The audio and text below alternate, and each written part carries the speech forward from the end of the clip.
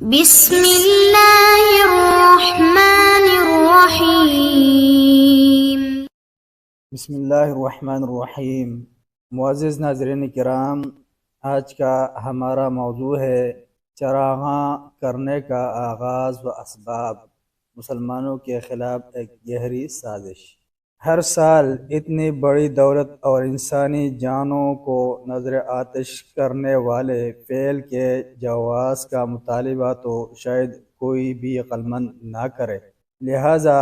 ان صریح حماقتوں کے ذکر کو چھوڑے البتہ چراغاں کرنے اور شمع جلانے کی تاریخ و اسباب قابل توجہ ہیں۔ آتش بازی اور بکثرت موم بتیاں جلا کر چراغاں کرنا تاریخی اعتبار سے ایک ہی گروہ کی سازش ہے، اور سازش بھی ایسی گہری اور خفیہ کہ مسلمان سمجھنے اور اس کی تہ تک پہنچنے کی کوشش ہی نہ کریں۔ لہٰذا اسے عبادت و ثواب کے نام سے نہ صرف یہ کہ اسے گھروں کی حد تک ہی رہنے دیا، بلکہ مساجد بھی اس سے نہ بچ پائیں، اور شب معراج ہو یا شب بارات، ہر دو موقعوں پر ہی چراغاں کے مناظر دیکھے جا سکتے ہیں، اور شاید کبھی یہ صرف شب بارات کے ساتھ ہی خاص تھی اور شب معراج اس سے محفوظ تھی، لیکن دور حاضر میں ایسا نہیں رہا۔ تاریخ چراغاں اور علامہ ابو شامہ۔ معروف و معتبر عالم علامہ ابو شامہ نے اس چراغاں کی تاریخ و آغاز اور اس کی تہ میں پائے جانے والے خطرناک محرکات کی تفصیل اپنی کتاب الباعث علی انکار البدع والحوادث میں ذکر فرمائی ہے۔ وہ لکھتے ہیں، اہل بدعت نے جو بدعات ایجاد کی ہیں اور دین خالص میں جو اضافے کیے ہیں، اور جن امور میں وہ آتش پرست مجوسیوں کی روش پر چل نکلے ہیں اور اپنے دین کو لہو و لعب بنا دیا ہے، ان امور میں سے ایک نصف شعبان کی رات شب بارات میں چراغاں کرنا بھی ہے۔ حالانکہ نبی صلی اللہ علیہ وسلم سے اس رات میں ایسا کوئی عمل ثابت نہیں، نہ ہی آپ صلی اللہ علیہ وسلم سے اس رات میں کسی خاص نماز کا پتہ چلا ہے، اور نہ ہی چراغاں کے بارے میں کوئی حدیث ہے۔ اس پہلے چراغاں کو شریعت اسلامیہ سے کھلواڑ کرنے اور دین مجوس میں دلی رغبت رکھنے والوں نے ایجاد کیا ہے، کیونکہ مجوسی لوگ آگ کو اپنا معبود مانتے ہیں اور اس کی پوجا و پرستش کرتے ہیں۔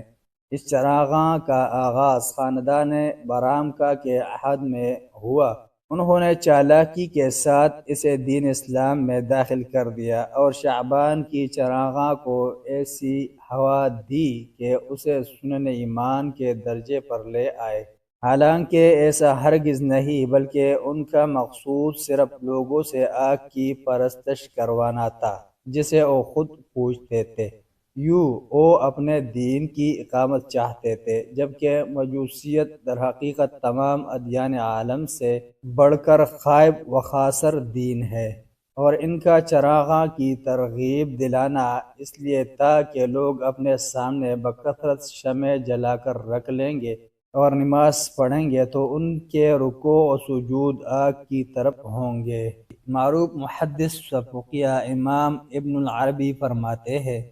مساجد میں بخور کا رواج سب سے پہلے بنو برمک میں سے یحییٰ بن خالد برمکی اور محمد بن خالد برمکی نے اختیار کیا، کہ جنہیں والی سلطنت نے دینی امور کی مسئولیت سونپی تھی۔ ان میں سے محمد بن خالد تو حاجب سلطان شاہی دربار کا دربان تھا، اور یحییٰ بن خالد وزیر تھا، اور اس کے بعد اس کا بیٹا جعفر بن یحییٰ اس کا جانشین بنا۔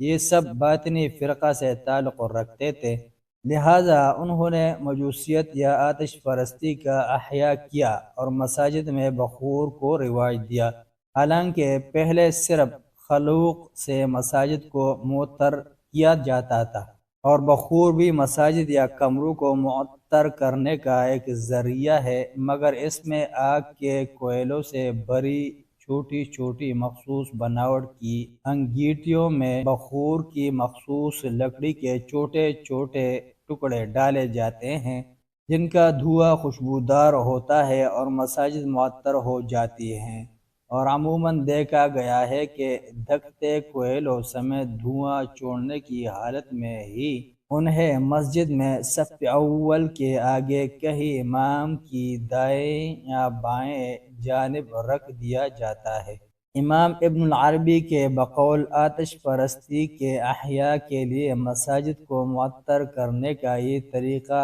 برامکا کا ایجاد کردہ ہے، ورنہ پہلے مساجد کو اس بخور کی بجائے خلوق سے معطر کیا جاتا تھا۔ بعض مورخین نے لکھا ہے ان برامکا نے ہارون الرشید کے سامنے کعبہ شریف میں بخور کی ایسی انگیٹیاں